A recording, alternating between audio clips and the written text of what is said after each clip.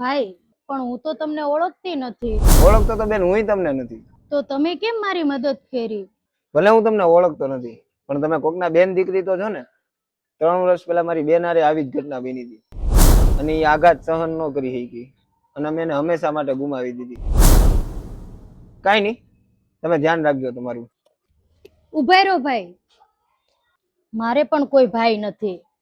હું દર વર્ષે રાખડી લાવતી, પણ એમને એમ પડી રહેતી. હું દર વર્ષે ભગવાન પાસેથી મારો એક ભાઈ માંગતી. લાગે છે આજે ભગવાને મારો ભાઈ મને આપી દીધો છે.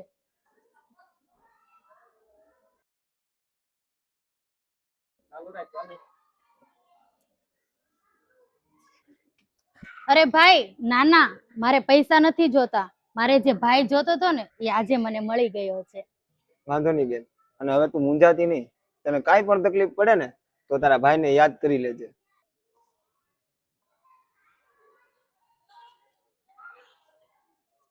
અમારા પેજને ફોલો કરવાનું ભૂલતા નહીં.